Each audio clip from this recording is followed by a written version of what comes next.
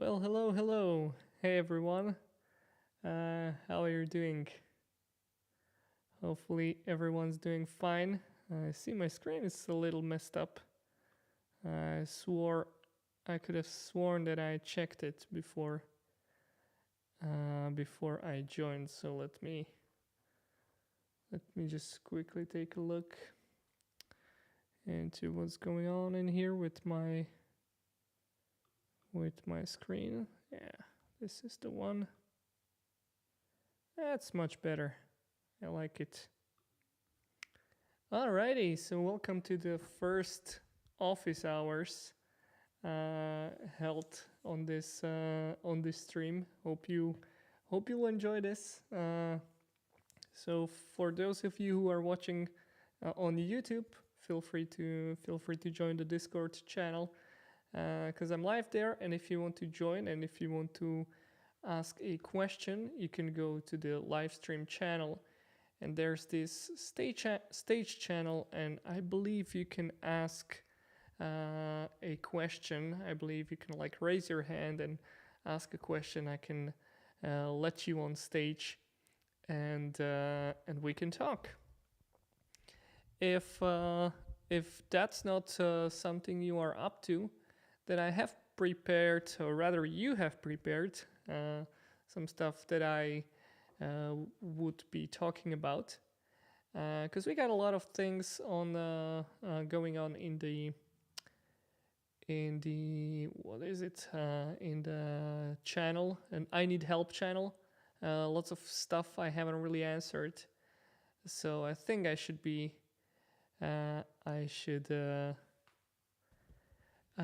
should answer those questions in there. All right, I see people talking in the chat. So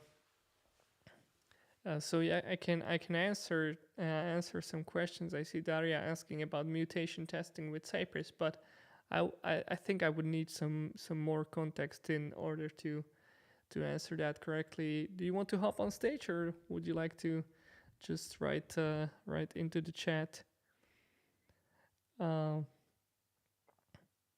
stage. All right, let's go, Daria. How do you actually hop on? Can I let you in? Or do you need to request? What do I do here? This is my first time doing this stage thingy on Discord, so I see there's like this request panel, and I can answer a request, or do I like drag and drop you? No. Daria, I believe you need to do something on your side. I cannot put you on stage. I don't have permission. Your microphone says you don't have permission. Okay. Well, I guess you need to maybe restart Discord in order to gain permission for your microphone. Maybe that's something you need to do. I don't know. Hard to say. This seems like a technical difficulty. Yeah, and we got some people asking questions on YouTube as well. So let me maybe answer a couple of those while Daria fixes technical difficulties. So there's a question whether I can make some videos on visual testing in Cypress. That would be an interesting topic. Like, there are definitely some really cool tools, Applitools being one of them. They're being so nice to me, helping me out, giving me stage. Just yesterday I was doing a workshop on their conference, which I believe is still going on Applitools, and they have this amazing tool for visual testing. I think in terms of like quality of the tool, it's probably top notch. Like, nothing beats it. There are some couple of others that might be up for consideration, especially if you're on a budget. Although the budget can get pretty high if it needs a lot of maintenance. So there's Percy, and there's VRT, I believe, visual regression testing. And there's an interesting project. Wait, I'm going to show it to you because it's an interesting one. Let's go to Brave, and it's called ODIF, and it's supposed to be like the fastest visual regression testing tool in the world. Because it's using like a different technology. I forgot what the technology was in the background. But yeah, it was made by Dmitry Kovalenko, who's an ex-Cypress engineer, and he made this tool ODIF, fastest pixel by pixel visual difference tool in the world. So this would definitely take some setting up, but it's supposed to be like really fast. I haven't really tried it, but what I have seen was that on Gleb's blog, maybe I can find it, ODIF, he did an interesting thing. He would do visual canvas testing with retries. So he would have this animation that would like progress to the full smile, right? And he would hook up this ODIF tool, which is amazingly fast, to this canvas, and would use Cypress's retriability logic for like retrying until the image basically lands on the state that it should be in. So it takes one giant problem of image comparison out of the equation, which is like when is the right time to do the snapshot, because like most of the time if you're dealing with visual testing, you either take the image too soon or too late. That's probably not the case too much, but yeah, you basically made the image too soon because there's an animation or there's something not really rendered out or something like that, and that might cause some trouble. So this is an interesting implementation of visual testing, but again, it's pixel by pixel, and as I mentioned, Applitools, what they have going on is that they are doing a image comparison, like image regression testing. You can hook it up to Cypress really nicely. It's just like a plugin you add. But what they are doing, and I think this is a really nice usage of AI actually, is that they're using some AI engine. Don't have too much insight into it, but they do have an AI engine that will basically determine, all right, this is a regression, this is actually not a regression, it's just like a pixel movement or something like that. So definitely check those out. I also mentioned Percy. So they have been acquired by BrowserStack. Right, here it is. Percy is now a part of BrowserStack. I have worked with BrowserStack as well. It's a big company, and I liked Percy more when it was like a smaller project. But I think it does a good job. So yeah, this can also do a lot of stuff, I believe. What they do actually is also slightly different from like pixel to pixel comparison. They basically do, they take a snapshot, at least they do that to do it this way in Cypress. And Applitools does this too, actually. They take a snapshot of the DOM. So they take like all of the HTML elements that you have in your browser, and then they will upload that to the cloud when they render it out. And the nice thing about that is that you can actually do cross-browser testing thanks to that, and basically solve like probably the biggest reason why we even do cross-browser testing is that you have different CSS styles that can get moved around, and something works on this browser but doesn't render nicely on the other browser. With tools like this, with Applitools and Percy, what they do is that they will take those HTML and CSS styles, and they will render them on different browsers. So you can like do the check the hard part of the of the browser testing. All right.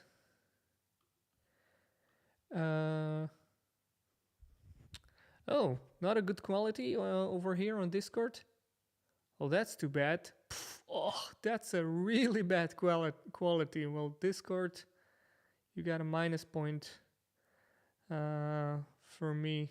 That's yeah. Sorry about that. I would think that this would be much better quality. I'm wondering, because I'm using like OBS virtual camera. I'm wondering if this is if this might be the problem. Yeah. So yeah, you can switch to YouTube. You can chat in there as well. I thought we might be doing some voice chatting as well. Yeah, sorry about that. All right. So if you still feel like it, you can join with audio on Discord. Although yeah, the quality of the image is not so good.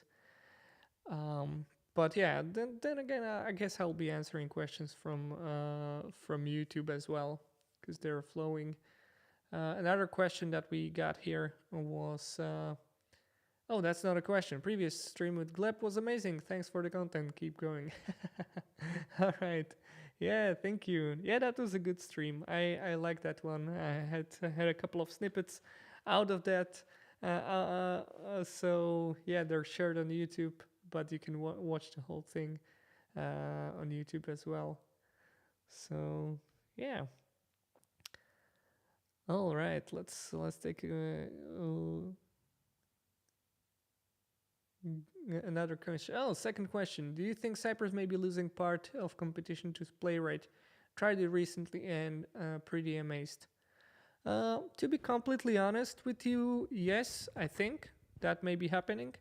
I also think that Playwright is the answer to all the hurdles of Selenium.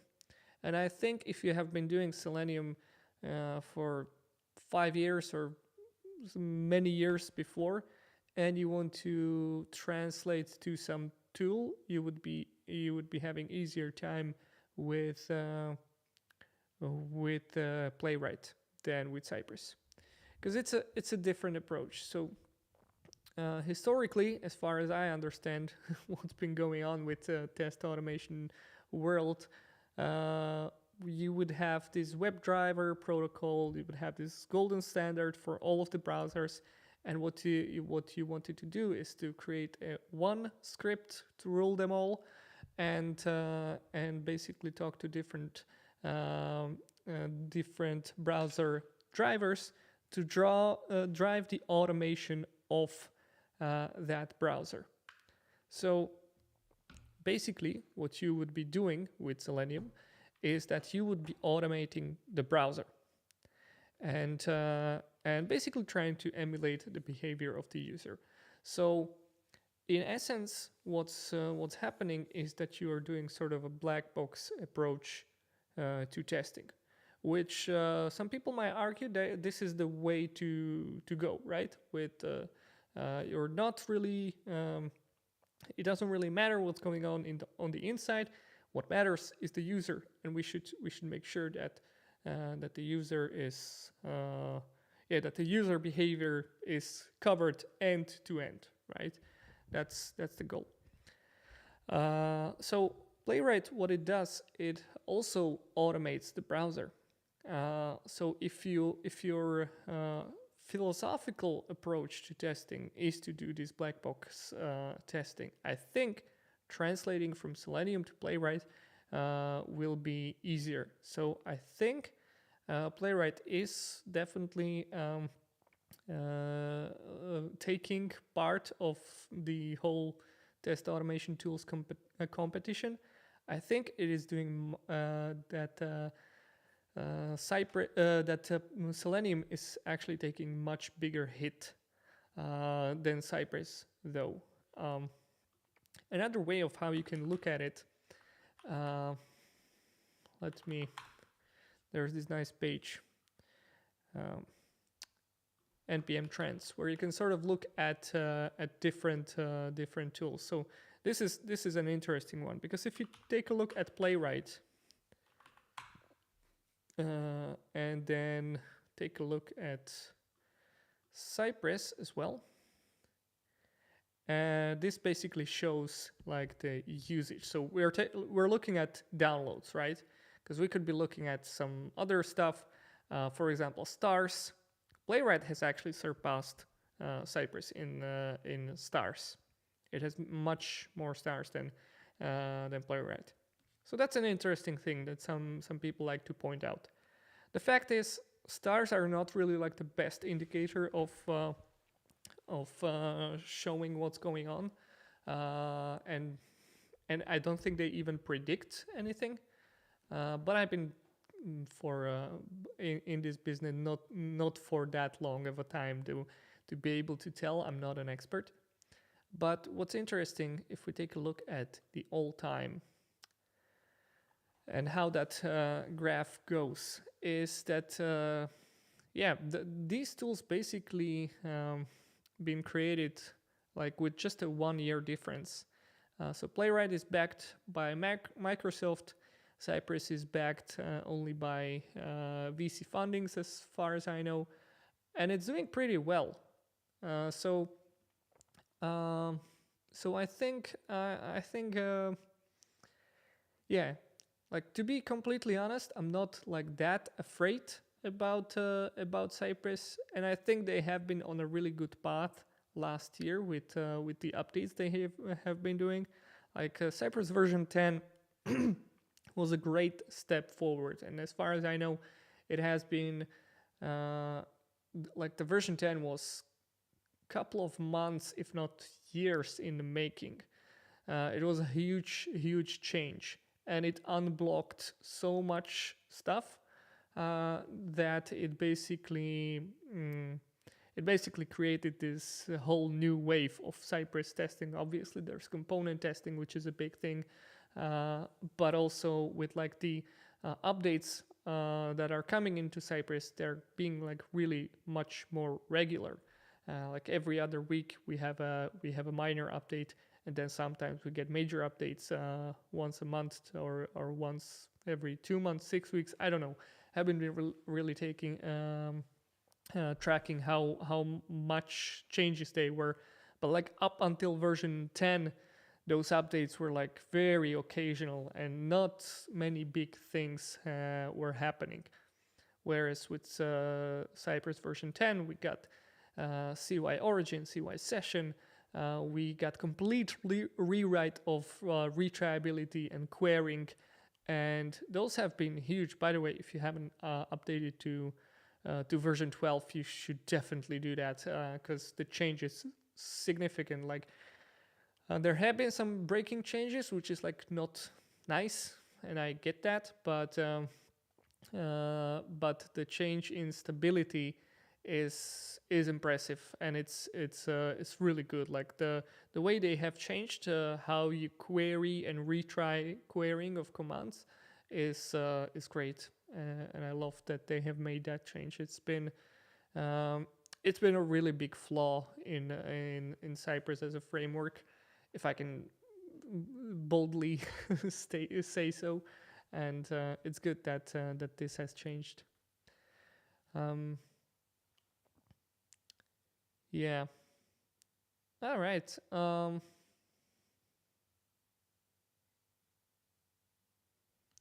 I have some messages on Discord, so I'll answer those because I saw them pop up recently.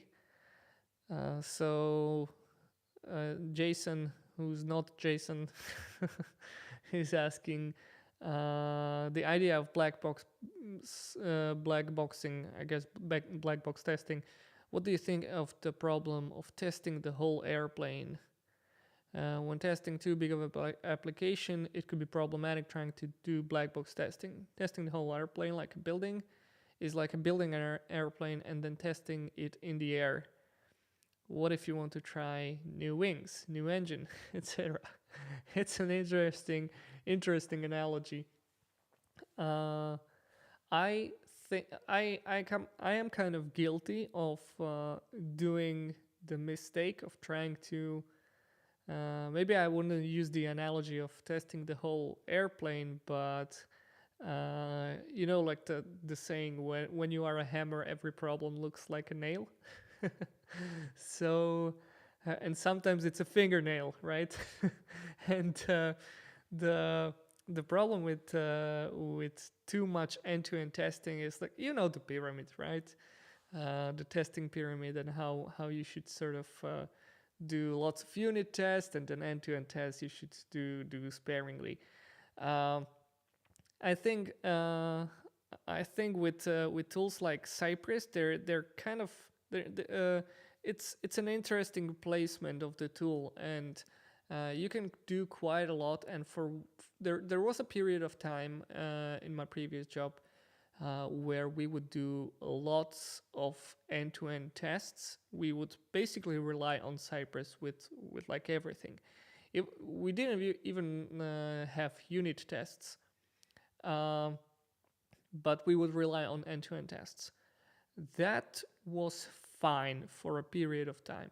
But as the product grew and as the number of tests grew, it started to become more of a problem, because tests were slow. There were many of them, which means there was more maintenance.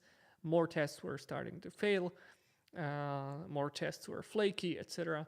So yeah, you need to choose your battles. Like, you don't need to do end-to-end testing for everything. And I think Cypress has like taken a very good direction with the component testing, and you can see that because other tools are now trying to support component testing. Like, there is something in Playwright. I'm not even sure how that works. Because you're automating the browser, maybe I'm just like not understanding how the tool works actually, but WebDriver IO, I believe, has added some support of component testing recently, and I think this is a really good step, because it will take the testing to another level, which means you can do testing faster. You can focus on a single component instead of testing the whole plane, testing the whole application. And I think that might be a way to go, like have lots of component tests and little less of end-to-end tests, which again might be really like the robust ones, which you don't need to write as many as other tests. And Storybook 2. That's also not sure how much testing they do, because I know like you can render your components and you can even interact with them, I believe. Not sure how much of a testing Storybook allows, but I believe there is something, right? So yeah. Thank you for that question. I have been answering that for a long time, right? With the Playwright and everything. It's a discussion that is like ongoing, and it's just probably never going to end. It's like framework wars, right? Which one you choose? Do you use React, Angular, whatever? I think we're going to be talking about Cypress and Playwright for a long time. So yeah. All right, Camille is asking, how do you approach connecting MySQL database to Cypress? Any good way to do it? Plugin common practice. Also, is it even the right approach to connect to database in terms of end-to-end testing? Well, it depends on what you want to do, right? I asked my developers when I was in my previous company whether we can do like some sort of API query or some kind of query to the database for situations like reset password, right? Or invitation of a new user, which would like generate a unique token that will be sent to a user, and then like use it in a test. They didn't want to do that, so in the end we ended up using what's it called, Mailsar, to interact with like an inbox and access that through an API. But I believe if you want to connect to an SQL database, you might be having a different problem than just getting some data from there. Whether it is a good approach, it's hard to say, like based on the information I have here, because it might be a good idea, it might be an overkill. You're probably the only one who knows. So that's hard to say. So what's the common practice here? Again, Gleb Almighty has a blog on this, and he was showing, what was it? I think it had to do something with verifying phone numbers. And in this one, he has shown how you can actually connect to an SQL database, and the way he would do that, he would do it in plugins index.js. So that coming with version 10 is going to be the setup node events function in your Cypress config. So let me make this bigger. So yeah, I know that this is something you can do. Essentially, what you are doing is you're creating a function that will connect your to your database I believe in a similar way that your backend API code would do. Like you you need to have a way of like selecting and then defining the query of what you want to find. And basically what Gleb did, he would wrap it all into a promise, and he would create a task. So it would be CY task, get user ID, and it would do its magic, and at the end it would return the user. So then what you would do is you would call the task and get the data. So here you can see on the screenshot, as he clicked on the CY task, he would have the data from the database wrapped in like a JSON module. So that's what you can do. Not sure like what is exactly the reason of why you want to query the database. So if you want to like get an entry, this would be probably the simplest way. If you want to seed the database before your test starts, then probably you want to play with the config config event in your setup node events function in Cypress, and like hook something into that. Guess save it into Cypress env or something like that. Hard to say. I don't think there's a universal plugin. I think I saw something on npm.js. npm, what was it? So Cypress SQL. Yeah, so there are some plugins for that. Not sure how they work, because I have people reaching out to me to basically help them debug this SQL thing, and like most of the time I have to say, I'm sorry, I haven't really dealt with this. I don't know how this works. But I believe in principle that would be the same thing, right? Yeah, looking at this, I see that there's what you essentially do. You register the task, and then you have a CY SQL server, and then you basically do the select. Now, of course, this might get complicated if you need to, you need to like connect to the database, and the connection to the database might be a little bit complicated. So, like, yeah, in theory, you can do that, and so what you need to do is create a script or something that would help you connect, and then make sure that that script will return the data that you want. As soon as you have that, it's just a matter of like connecting it to the task command, and then you're good to go. So that's something, that's something maybe I could dive into sometime. I'm wondering, because recently I was doing a what was it? It was an event with Cypress, with Eli from Cypress, and he would have this Cypress Heroes application. So it's like a demo application, very simple, sort of like the Cypress real world app that you would have, but it was like much more simple, and it would have this Prisma database or something like that, I believe. Where is the, well, here's nothing.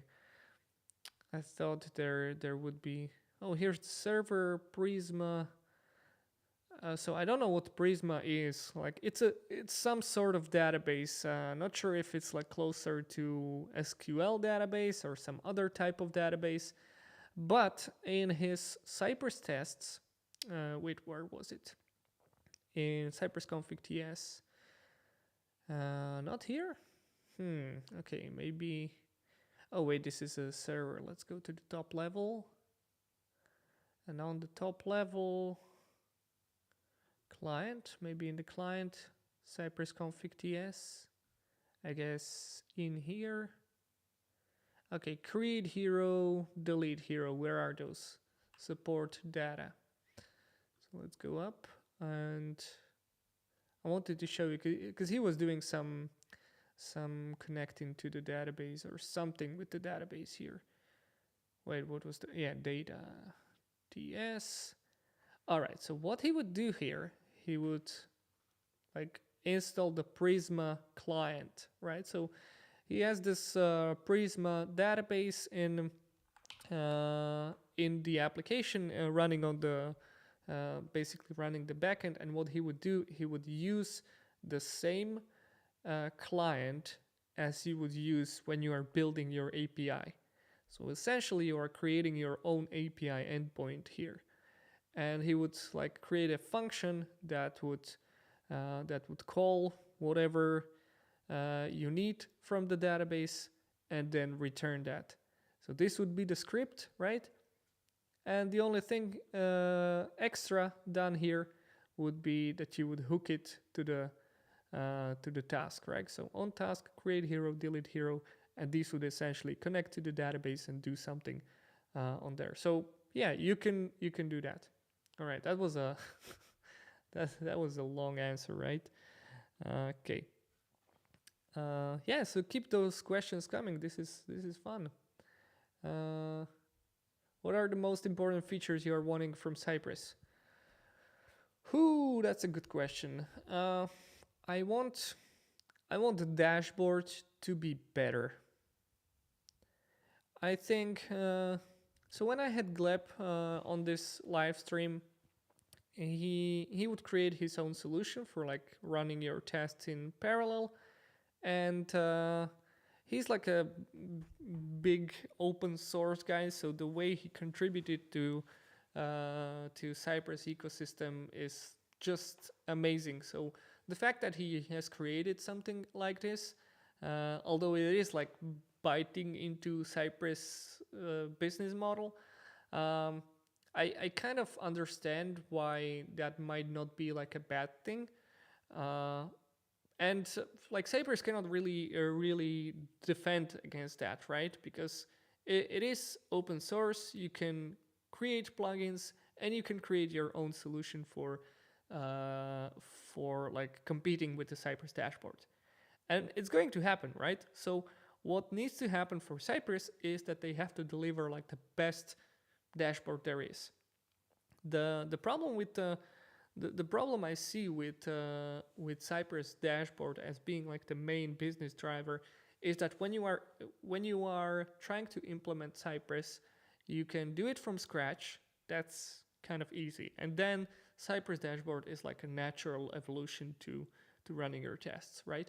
But if you are a big company that already has bunch of tests, and maybe they're struggling with Selenium. They want to do something new. They have migrated their application into React or other hot framework, and the thing is that changing the reporting in bigger companies is much harder. So you probably already have like your own solution, or you are using some enterprise level solution to gather all your data, and that's going to create your fancy graphs for your product managers and whatnot. So if you come with your own dashboard and you try to implement that, there needs to be like a awesome value to that, right? It needs to be like, yes, that's what we wanted from all of our reporting tools so far. It's much better than whatever we have now. But yeah, if your tests were being reported to Mocha Awesome or some other tool that's pluggable and works, and you can export those results easily and do stuff with them and create hooks, and it's highly customizable and whatever, then it's hard to make the sell for dashboard. So what I really want from Cypress is to make the dashboard really good, and it has so much potential. Like I've been talking about like having hooks for dashboards, right? So when your tests finish, how about we fire some kind of, like, you can create a webhook for anything. How about we fire some event, and it's going to send your results not only to Slack, like they have a Slack integration, but it's like you cannot customize too much on it. How about we send it to a server which will generate a PDF report? Or how about we collect all of those screenshots and we can do something with them, right? Create a file or send them to some other tool. Or how about we do a nice thing for API testing? So it would be actually easy to view API tests in the dashboard. So I really want the dashboard to improve, and I think there's a great potential. There are so many great ideas, but I feel like this is not moving too fast, and it's going to be critical in Cypress's success, because that's like the business model, right? So yeah, good luck to you, Cypress. I'm rooting for you. I want you to be here. I think you have a great open source tool, and I believe that Cypress Dashboard could be a great tool as well. All right. Another question. Hey, Philip, I know you lean away from BDD, but if the explicit goal of using BDD is to foster shared understanding, don't you need scenarios written in Gherkin to have something agreed upon?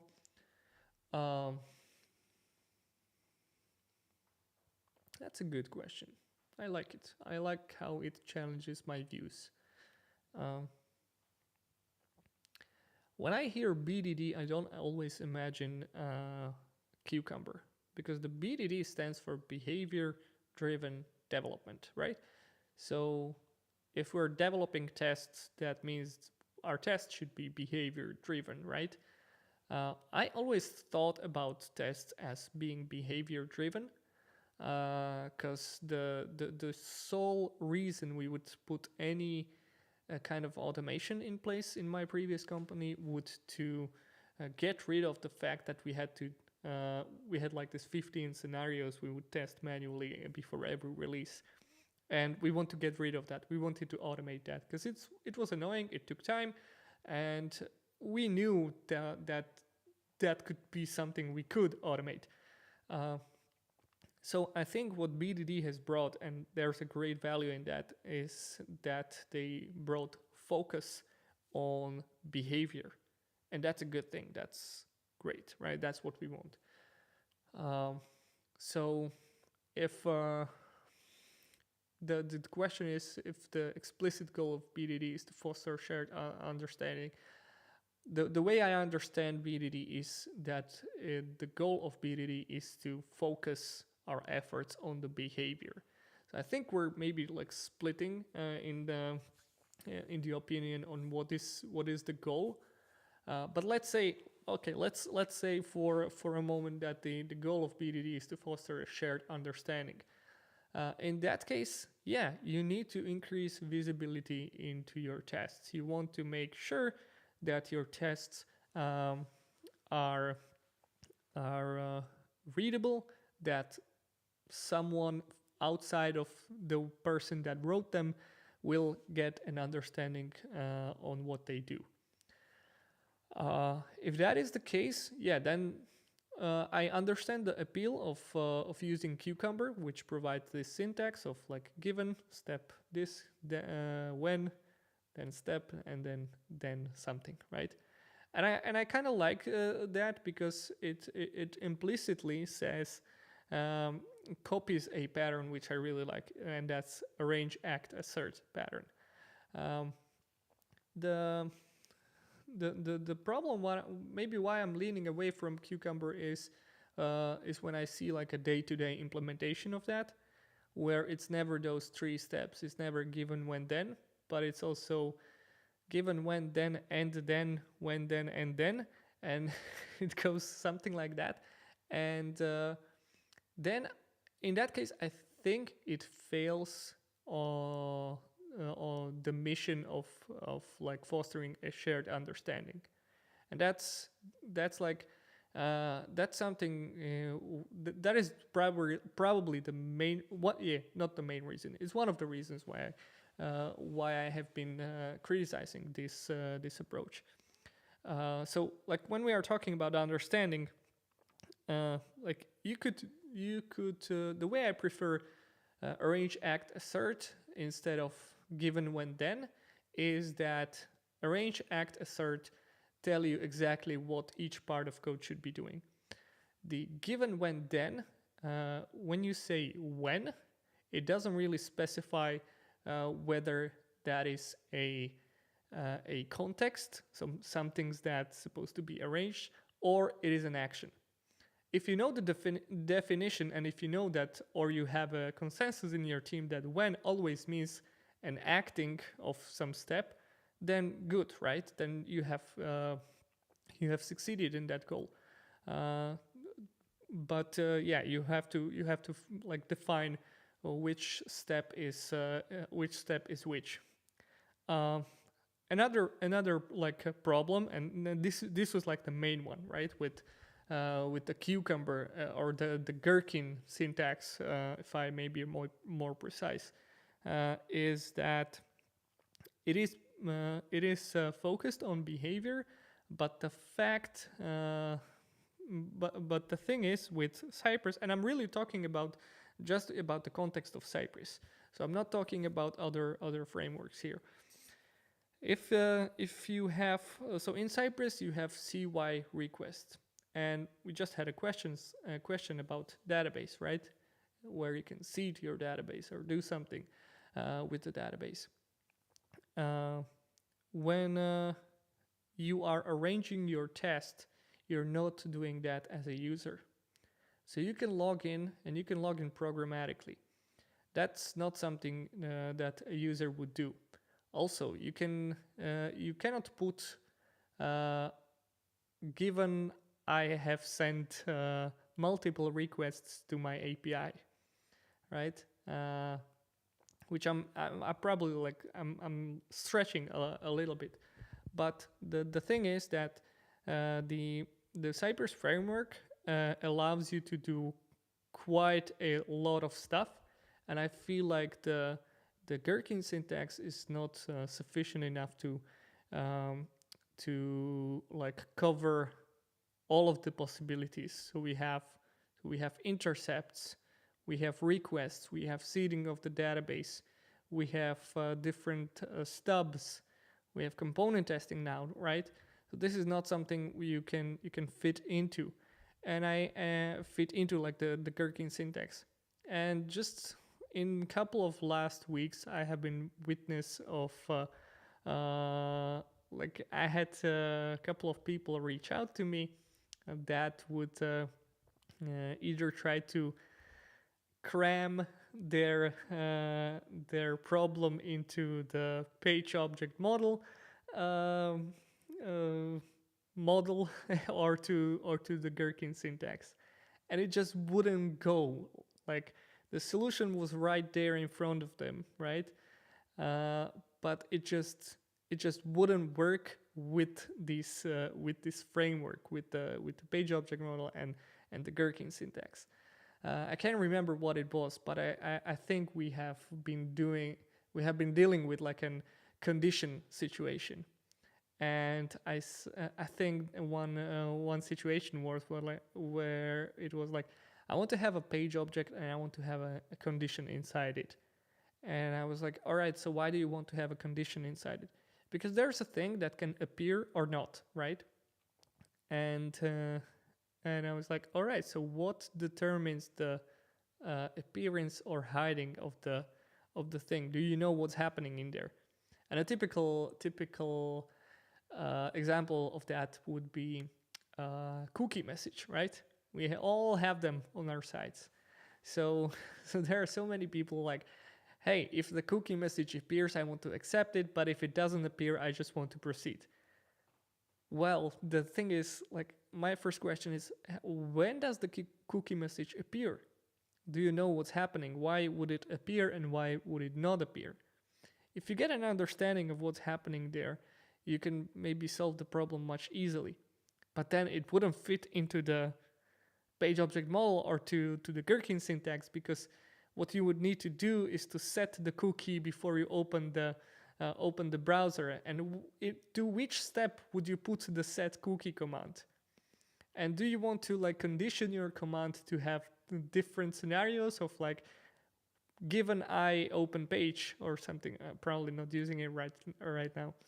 I going to set a cookie or not? When do you call the CY set cookie? So yeah, the thing is, maybe just to wrap all of my thoughts about this, is that that with Cypress you're not. That was something I was supposed to say during the playwright question. With Cypress, you're not automating the browser. You're automating the application, and you're using the browser as an environment of where you are using both Cypress and your application. So what's happening there is that you have much more access, not only to the behavior, but you also get access to the code. And this will open access to understanding the code, which opens doors to understanding how to effectively test your application.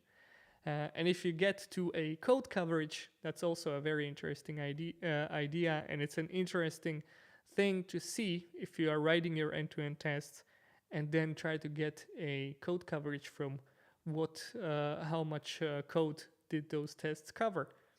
It's an interesting thing because you might find yourself hitting some places so many times, and some spots are totally blind. So if you get the understanding of what's happening in your code, you might be testing your application much more effectively, and because of that, it's not going to be totally. I don't want to say it's not going to be totally behavior driven.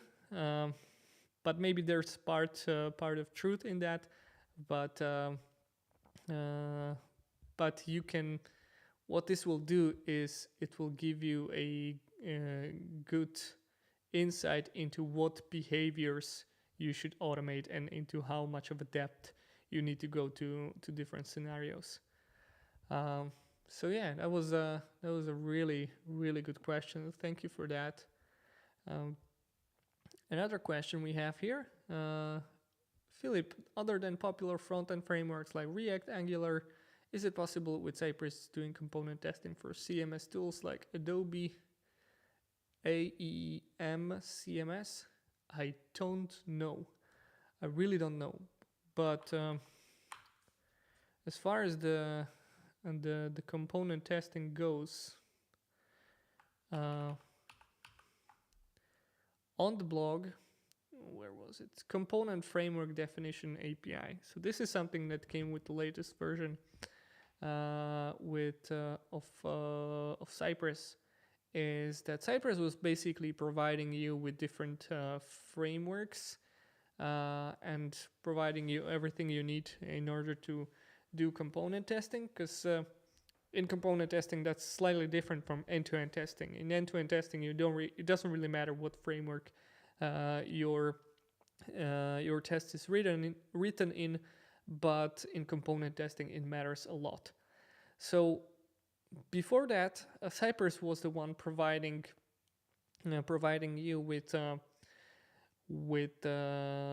different libraries to help you test components on that framework.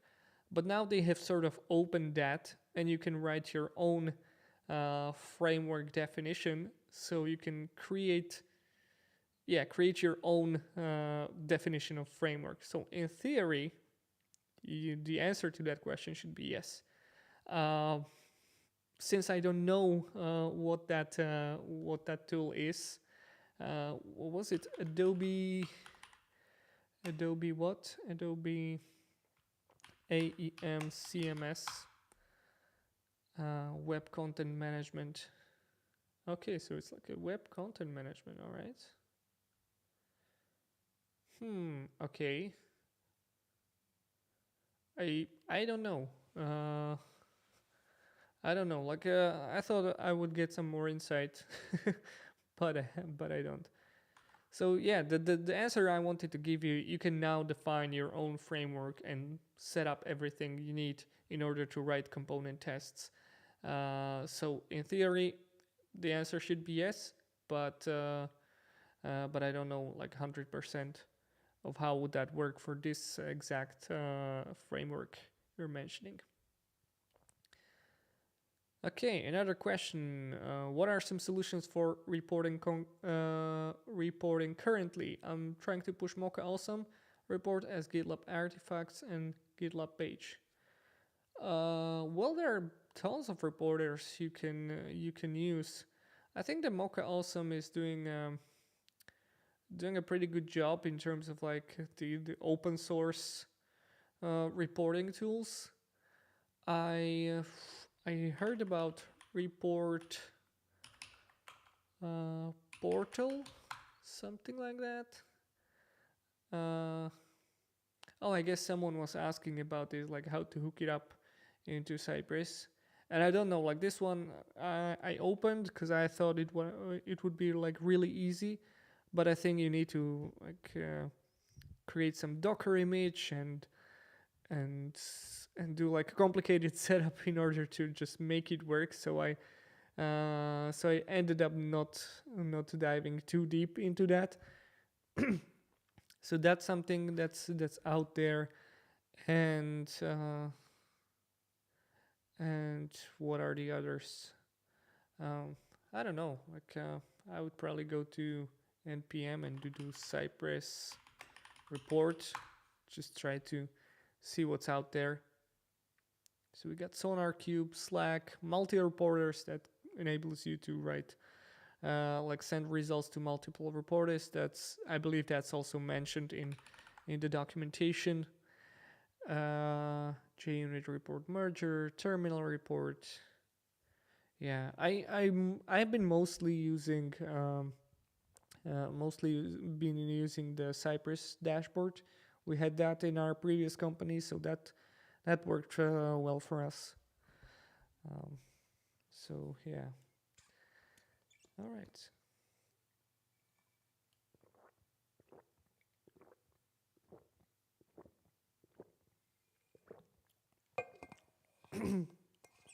All right, we got some other questions. For API testing, it would be cool to generate a flowchart and maybe mix with a Swagger documentation.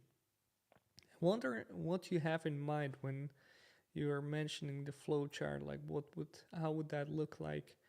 But the Swagger documentation, I think I searched for something. Cypress Swagger, Because I've been asked about that a couple of times. Okay, Cypress typed stubs. Typed stubs with automatic URL patterns based on clients generated with Swagger. All right, okay. 19 weekly downloads. I wonder what this is, because so for those of you who don't know what Swagger is, it's basically a way of having our documentation, having our APIs documented in like a very standardized manner, and in theory you should be able to like parse that and generate Cypress tests from that. And it's an interesting idea that I haven't had the time to explore, but I thought Cyger.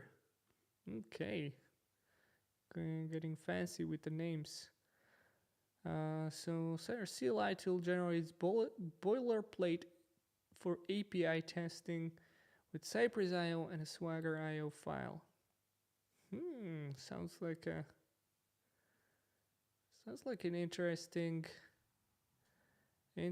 project. Does that work? Like, it doesn't have like too many people using it, so it makes me a little bit skeptical, but could be interesting.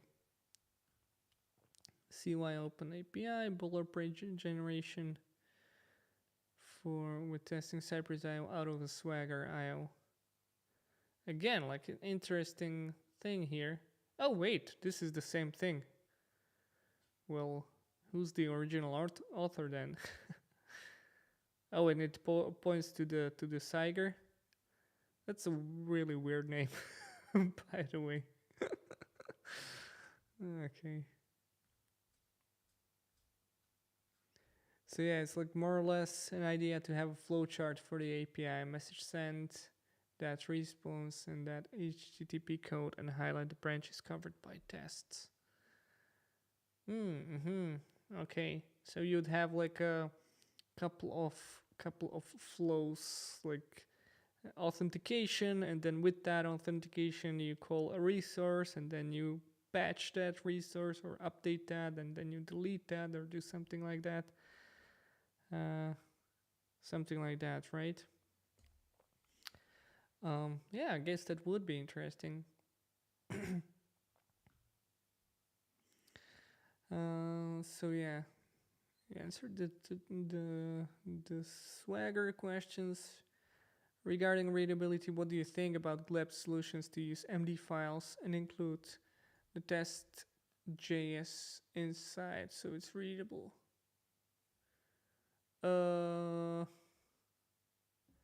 I guess this is not really a thing that he does like for all of the tests. It's just like the markdown preprocessor which enables you to write like a very simple test. So you would have in a single markdown file, you would have like the description of what's going on, you would have the test code, and you have the HTML code as well. But I don't think he uses that for like in his job for like writing all the tests. But it's a nice tool for like demonstrating a simple problem. Like when I want to demonstrate something, I need to create the application that has the problem that I want to demonstrate and then run my tests against that. With the markdown preprocessor, it's just like all in one file, and it can be fairly easy to create. But I haven't been using it to be honest. So I think it's nice, but I think when I tried to do that, I probably had some more complex problem, and I wouldn't be able to like cram everything into the markdown. But it's a nice solution. Yeah, we got some comments on the BDD. Oh, you're not spamming. Thank you for so much for asking questions. All right. I got another question in Discord. Were you able to try testing something like DocuSign, like e-signing form? What's your recommendation? So DocuSign, I believe that's a service for like signing documents, and I believe you could probably like sign a document with your cursor or like a pen or something. So I believe that might be the core of the problem, right? Like having a canvas to write into. So honestly, I don't know what how that could be solved. So if looking into the Cypress canvas, it's going to give me these weird weird results. I mean, you can interact with canvas. Oh, it's like it has a cookbook or something. That too loud? The HTML element canvas is a way to allow developers to typically do things like draw graphics and animations inside of the web. In this particular example, we have a canvas that says, "Are you hungry?" And we definitely are, so let's click "Let's eat." And we get a burger. While this button might look like a button, if we actually inspect the code, we can see that we only have access to this canvas element, which means it makes it a little bit trickier to test. Typically, when using Cypress, we're able to select the element as well as the button inside of that element where we would actually be able to click it directly. But instead, we're going to need to figure out where on this canvas we should click and then click it appropriately. So we're going to see what this looks like, where I just set up a new test where we're navigating to ingredients/canvas, and we're creating a new test that simply says it should click a button on a canvas. Now, if I want to get this canvas, I want to get this canvas by its ID, and in this instance, it's burger_canvas. So I'm going to start off by running sci.get and then pass in its ID of burger canvas. So the next thing I want to do is I want to determine the dimensions of the canvas so that I can calculate where exactly I should be clicking on that canvas. The tricky thing with Cypress is it runs asynchronously, meaning I can't just simply run constant sci.get and maybe something like getting its width, where I'm going to need to do something differently. And in this instance, I'm going to run .then, and I'm going to pass in an instance of canvas as the argument, where automatically Cypress will pass in that element where we have access to the jQuery API. So with that in mind, I can now get started by getting its width and height, where I can first define a constant called constant canvas width, where I'm going to say canvas.width. Again, because we have access to the jQuery API, we can do that pretty easily. And I'm going to also define constant canvas. That's a good thing to point out that canvas height. We have the access to jQuery, because Cypress, when it gets an element, it's just going to wrap every element in a jQuery, and you can do so much with that. It's so cool. In order to help us navigate around this canvas, we're going to find the center point, so any calculations we do would be based off that center. So we're going to take this canvas width and the canvas height, and we're going to cut that in half, which would remain right in the center. So I'm going to define canvas center x, which is going to be equal to canvas width divided by 2, and constant canvas center y, which is going to be equal to canvas height divided by 2. Now this isn't quite where we want to be clicking on our canvas, but let's set up a click handler quick to see where we're at. So I'm going to run sci.wrap, and I'm going to pass in the canvas. That way I again have access to that Cypress API. I'm going to then run .scroll into view, where that's going to shift the page down so that I can actually see that canvas in the Cypress test. And then finally, I'm going to run the click command, where typically if we run this click command, it's going to click directly in the center of the element that we're selecting. But we want to pass in an X and a Y coordinates so that we can click exactly where we want. So I'm going to pass in the canvas center X, and I'm also going to pass in the canvas center Y. And after our test runs, we can see that it first grabbed our element, it even scrolled it into view, and then it clicked directly in the center of that element, which we can see by that dot on the right-hand side. Next, because we're in the center, we want to figure out how we can click this button in the corner, where because this canvas is responsive, we want to make sure that any size this canvas is showing at, that it's always going to be in the right location. To see what this visually would look like, I'm going to first draw this box that's roughly showing the bottom right quadrant of our particular canvas.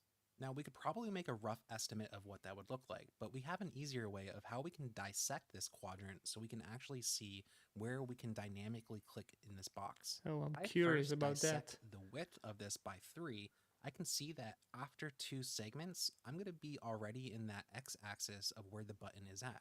So if I'm looking at that inside of my code, That's beautiful. Like you can see this person is either like studied engineering or is a mathematician. Like to be able to take down a problem like that and just try to find a solution like this, that's amazing. I could first define button X, where I'm going to start off in the center of my canvas, but then I'm going to add the rest of that 2/3 of the X, where I'm going to first say I want my canvas center X. I'm going to divide that by 3, kind of similar to we saw in that drawing, where then I'm going to say that I want to go 2 spaces inside of that box so that we can get that X value that's equal to that end of that second quadrant.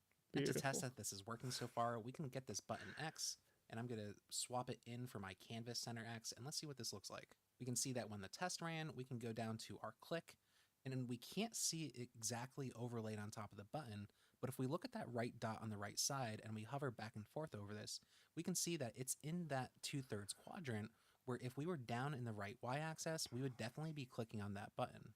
So if I do the same thing vertically, we can see that if we go down 2 spots, we're going to hit that button, and we can see right at this axis here, this X and Y axis, we're going to hit that button. So I'm going to do the exact same thing as we did with button X, where I'm going to copy this, and I'm going to say I want my canvas Y and my button Y to be exactly the same, where we divide it in 3 and then get 2 spaces in that quadrant. And now, just like before, if I update that button Y, we can already see that this time Cypress found that button and was able to click it, where if we look at this dot, we can see that that's right on top of that button, meaning we're able to click it and it's going to be able to dynamically do that.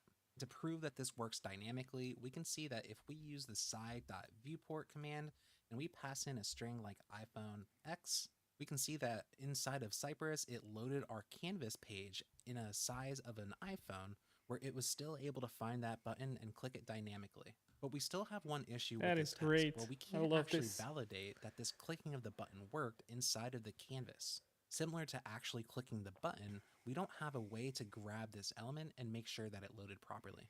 In order to test that it works, we can use visual testing, where particularly we can use applitools, where particularly we Okay, can I use guess the Cypress Eyes SDK, that now where we goes to the part of visual testing. I guess visual that's a testing. good case in this case when you have like a image change, you would probably want to validate that change with visual testing.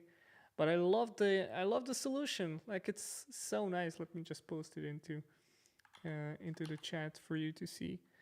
Uh, it's beautiful. Like I love how actually simple that solution was.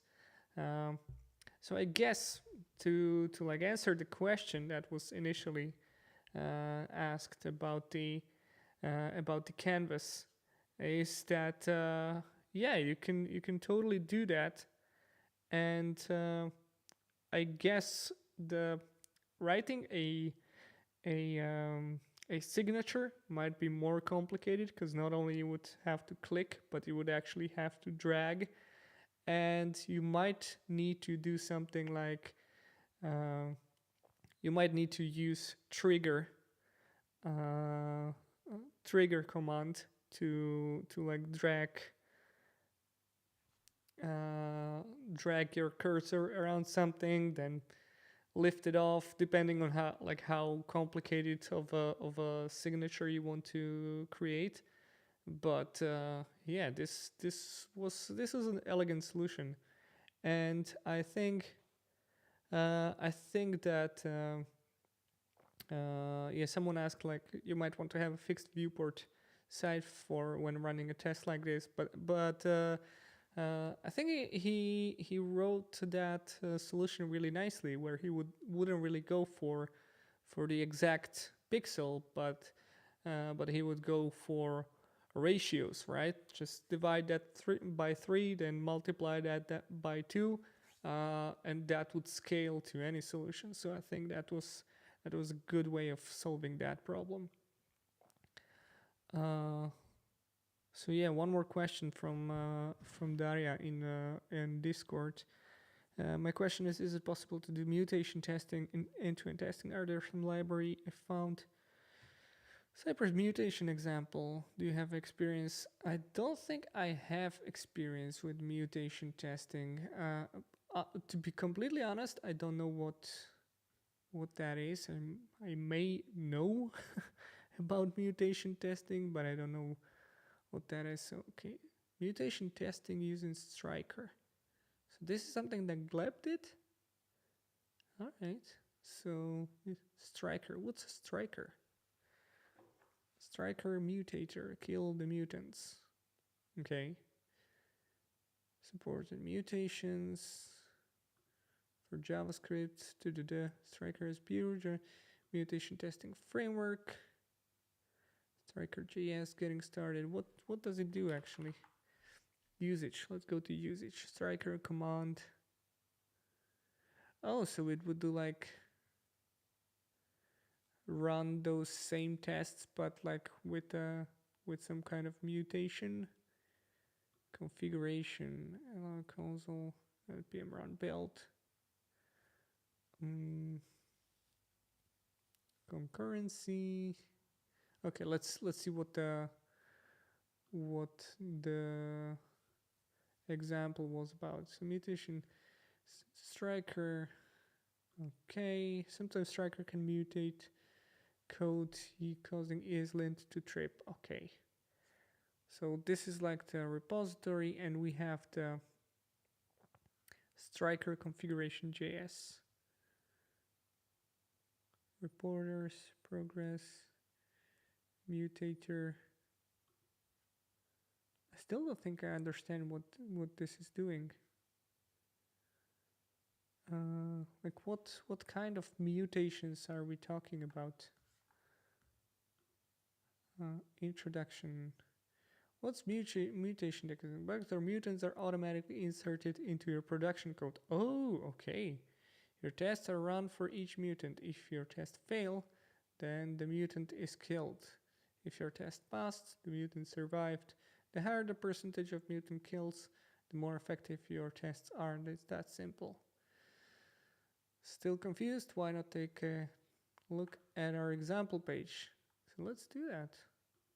Okay, robot bar. Introduction, how to code, coverage of 100% could mean only 60% instead, okay.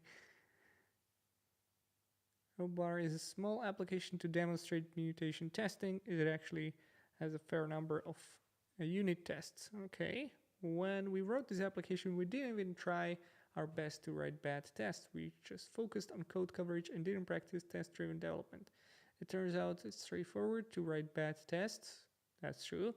Or forget essential test cases. Robobar has reasonably large bug. Finding it is pretty easy using mutation report. Why don't you give it a try? Should we give it a try?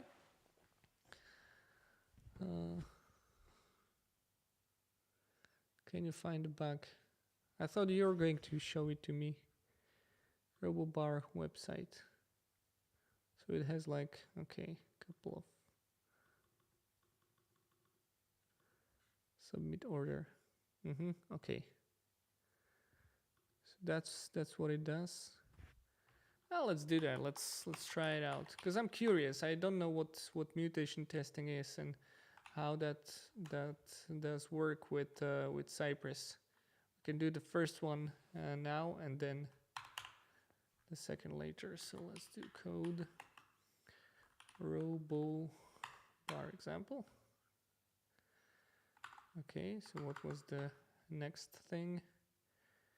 npm install, sure. Wait. npm install.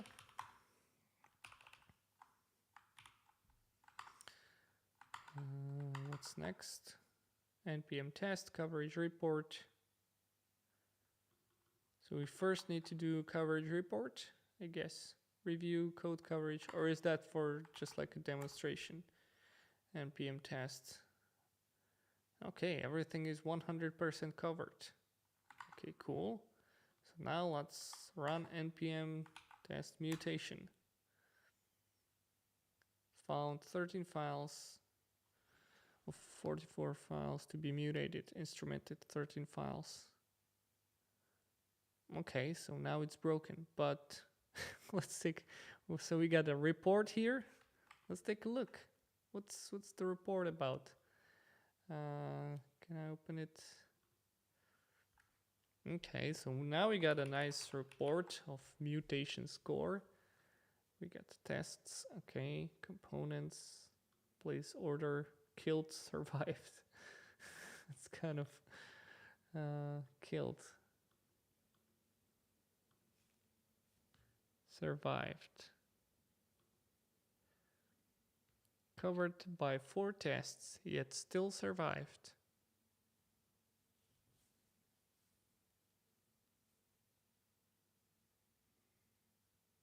I don't know what this is doing. Like I don't don't understand. More. We have more. So place order should navigate to the next page on submit. Where's the place order?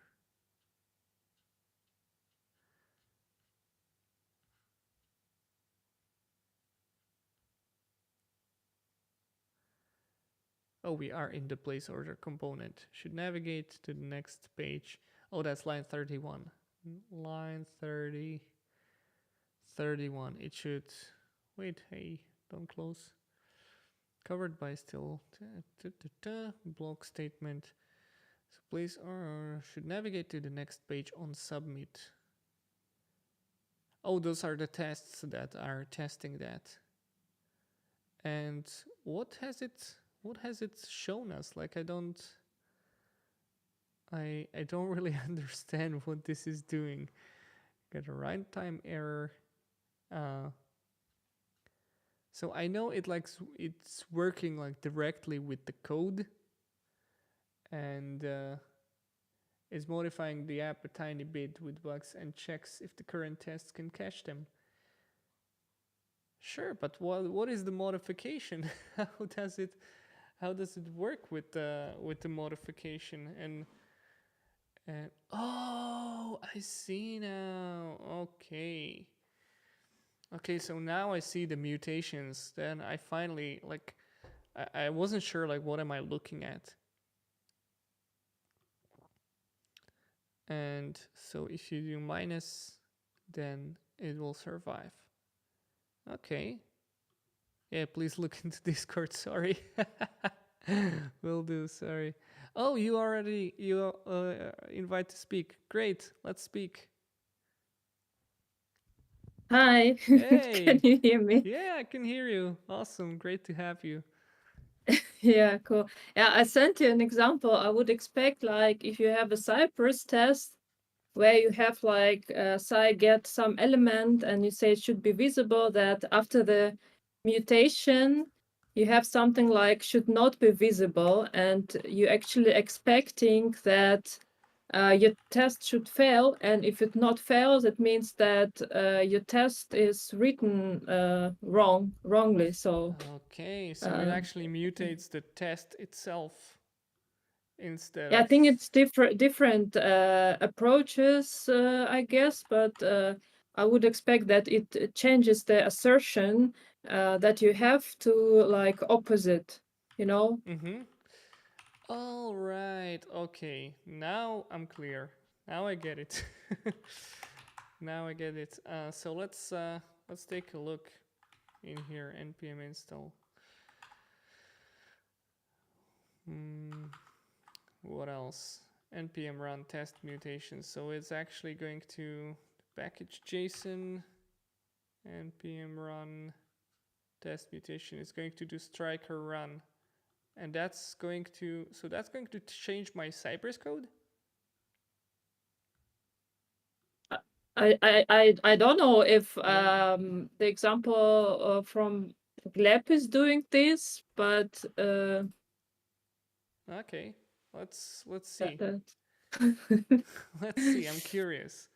I'm curious about the report, how that will look. So the Babel here is doing preset React. So it's probably interacting with the source code.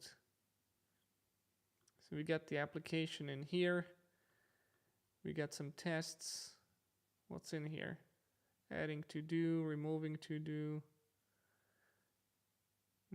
Okay. So we'll see. So let's do npm run test mutations. Striker run. So it's doing something. Package path not expected. It's an interesting way of like verifying your tests. Package subpath lib tokenize is not defined by exports in blah blah blah node postcs. What's that? Ugh. Yeah, maybe in this example, it's really like the code is changed and that you expect that your test actually should fail. And Yeah, it's I don't know. it's mutating the source code. So it's going to change the source code and then run your tests. And I guess the expectation is that all of your tests should fail. We only have one, right? Yeah, one end block.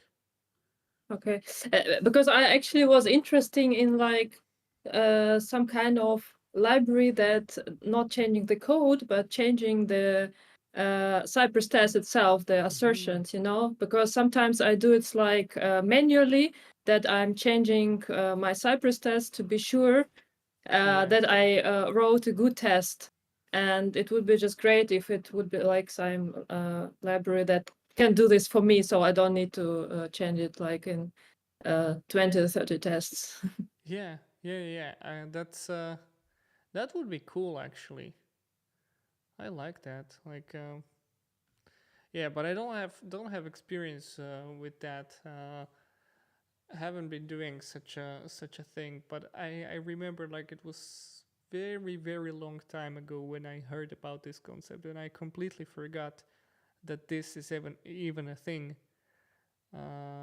But it's cool. I don't know though how well that would work for like end-to-end tests, because you have like multiple assertions in your end-to-end test, and as soon as first one fails, then it's over, right?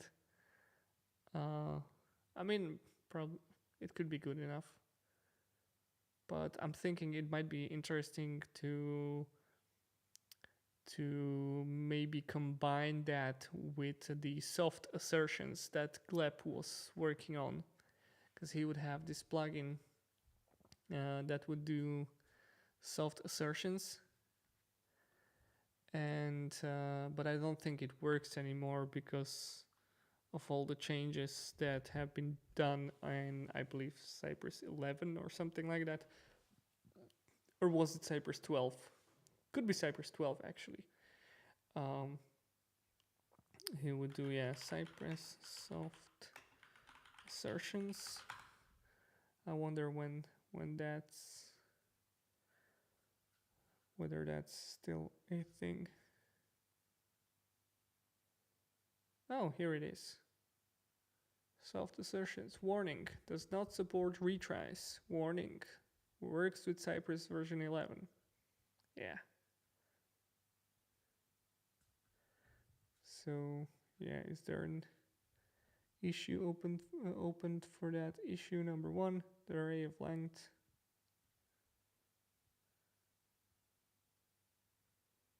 Yeah. That's about it.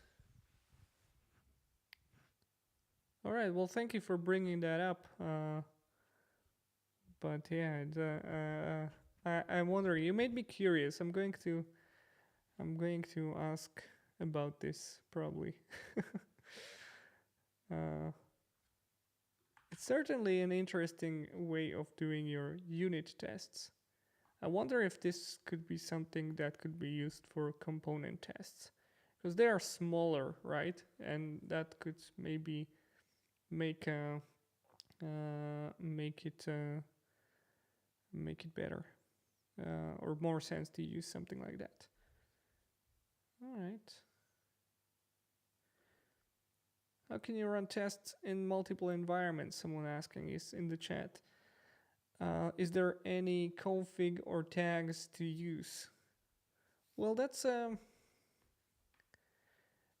so I wrote a blog post about this. So let me show you. Wait, do I mention that in my latest one as well? I actually do. Here, let me show you. All right, so the configuration switching is actually pretty easy. So when you open Cypress and this configuration, the Cypress config ts is resolved, right? It's ran because you need to run your configuration. So there's this setup node events function that has these two arguments. So here the first one is on, so this can help you define like tasks and stuff like that. And the config is for resolving configuration. So this is going to contain like all of the configurations that you have in Cypress. So it's going to contain like your viewport and base URL and what browsers you have and all kinds of setup. Like this is everything, right? And inside that config, you have this env object, and it's like a small box for you to enter some data in there. So what I'm usually doing, I'm adding this version thing, and I basically call my Cypress something like this: npx cypress open env version production, right? Or staging or local or whatever. And then when I have when I'm passing a version like a production or staging, what this would do is that it would add this config into this env object. It would add all of the data from a certain JSON file, Cypress config, and then this would resolve to whatever this was, and this is whatever was passed over here, right? So if I do env version staging, then this config env object would take data from Cypress config staging.json. So what I of course do is that I have this in my folder structure. I would have this config folder, and here I would have these different JSON files. So then if I have staging, then it would put it into there. And as a last step, I would basically change the config base URL, because that's on the config and not inside the env. I would put that to be the same as config env base URL, because my JSON file, that would have a base URL key inside. So when this everything runs, it will set up my base URL based on whatever file I tell it to read in this npx cypress open or in npx cypress run. It depends. So that's like the very, very easy way of switching configurations, right? And you can apply the same logic to passing different data. So for example, if you have some kind of admin key or something that's supposed to be hidden, and it's like in the environment, then what I like to use is this .env config to like support local development, but you don't actually need to do that if you use environment variables only on your CI or something. But then basically you would apply the same principle inside the setup node events function. You would resolve your config env admin key, which would be like a secret key or something, and you would take that from environment. So this process env and the name of the key would take the key from environment. So another example might be like Cypress record key or whatever, right? That would be read from your environment, and you can pass that on through your terminal, or have that set up as like a secret in your workspace. So yeah, that's like a very quick overview of how you would do that. Basically, I wrote about this on my blog, so you can go check that out. I just sent the link if you're interested. And yeah, let's take a couple of more questions, and then I'll probably wrap it up because we've been going on for hour and a half, and my voice is already getting killed. Yeah, so let me back up because I skipped over a couple of questions. So Chow is considering adding a Lighthouse plugin to establish some basic performance benchmark for front-end performance. Any suggestion? I don't know if I would use that, honestly. Like, it's I never found the Lighthouse metrics to be like in particularly useful. I think what has been useful was like taking a look at the performance manually. Although, like, I'm not trying to say like you can do everything manually. It's not the case, right? The thing is, whenever you are doing performance testing on your front-end application, what you need to do is to make sure that that you take into account every context that your application is running in. So if you're running on staging environment, that's probably not going to have all the power of the production environment, right? Same way, if you're running your application in Cypress, is not going to have the same performance as it would if you were opening browser normally, right, without Cypress, because Cypress already injects itself into browser, and then also it's going to what that means is it's going to have some sort of influence on the on your application's performance. So what you will get in the end is your application's performance when it runs with Cypress in the same browser window. I have been like I wrote a blog about testing front-end performance with Cypress, but what I did here is I would do like a very, very, very simple, sort of like a stopwatch performance thing, right? So here I have an example. I open my board, and then I do wait for the loading to finish, and then I click on a card, right? And that card is going to open this detail, this modal in here, right?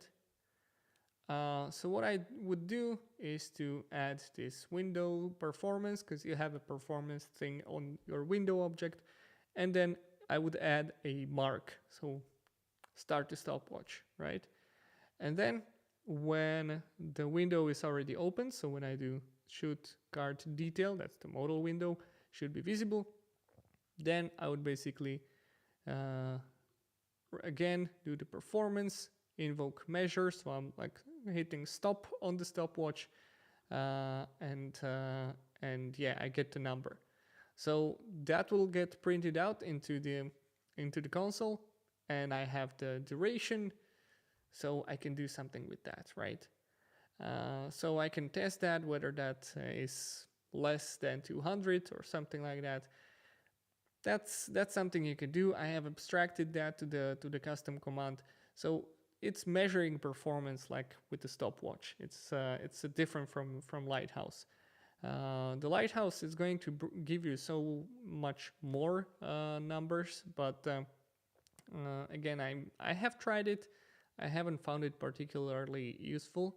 It might be like the situation, of course, might be different if you are testing, especially if you are testing a website.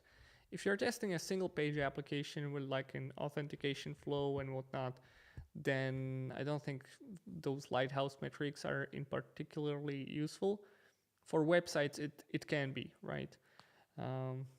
So yeah.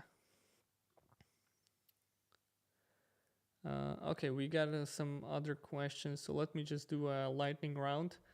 Do you know any way to import or translate Cypress tests to Azure DevOps? Don't have experience in that, so cannot really answer the question. Modifying the app. Use the technique when I create a test for the first time. Oh yeah, Lucas is saying that when we were talking about mutation testing, that he uses that technique when he creates a test for a first time. That's a good thing. Like I heard someone say, never trust a test you haven't seen fail, which is which is really nice, right? You want to make sure that the test not only works but it also fails properly. So that's a good thing to think about when you're writing tests. Kudos to that. I like that. And Kamala is asking how to check get API post API testing in Cypress. Well, I have a whole blog post about this, about API testing in Cypress. So let's do API and yeah, Cypress basics. So it has some basics on how to test API, very, very simple. How you can like pass multiple attributes, etc., etc. Test response data, and different ways of how you can do that. And plus, I have this Cypress plugin API, which will give you this nice. Oh, I need to update this image, which will give you this UI. Let me actually show you. Cypress plugin API. Let's search for that. Here it is. All right, so this plugin will provide you with like a UI in which you can take a look into different API calls. So basically, instead of CY request, you're going to use CY API, and then with that, you get this API and you can take a look into different parts. So if you have query, headers, body, response, headers, cookies, whatever, it will show you that. It even shows the size of the response, which is nice, because that's something you don't get with CY request. But yeah, that's kind of it. You can use that. If you want to know more, I am planning on doing a workshop. So I do have a couple of workshops. Cypress Core is coming soon. I wanted to release it today. I'll probably release it tomorrow. Maybe on Monday. We'll see. I don't know. But yeah, there's going to be one at the end of March. And I want to do an API testing in Cypress workshop as well. I've been doing that for like internally for companies, but I want to do that publicly as well. I think I did it like twice already. But yeah, a workshop just on API testing in Cypress would be nice. And then later this year, I would like to publish this as an online course right on my page. So there will be a new section that will be called courses, and in those courses you will find everything about API testing. So yeah, that's something I'm planning. Also, yeah, TypeScript as well, but it's not yet out. So hopefully soon. It says so, right? Coming soon. So hopefully it will be coming soon. All right.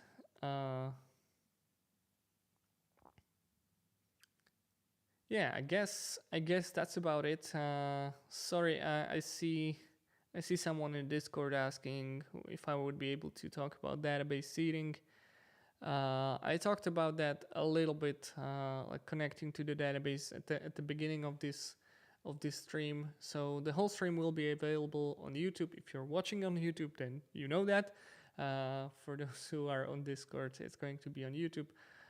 So you can watch that, and we'll touch on some other topics as well. Anyway, I hope to do this more regularly. Not sure if I would do this like every week. That would be probably too much. But as I mentioned, I am going to be doing a lot of more streaming. In fact, next week we're going to have another code review podcast with Mike. It's going to be on next Wednesday. I'm going to announce it here on Discord and on social networks as well. So come join that. And then the week after that, we're going to have something else as well. So you can expect to see more of me in upcoming weeks, and more, hopefully more content, more of everything, more learning, because that's what we are all here for. Anyways, thank you very much, everyone. Thanks for joining. Thanks for those questions. Honestly, I thought this wouldn't be so interactive. Oh yeah, Mike saying yeah, exactly. So Mike is looking forward to that. So yeah, that's about it. Thank you for those questions. Thank you for being here, and see you soon. Bye, everyone.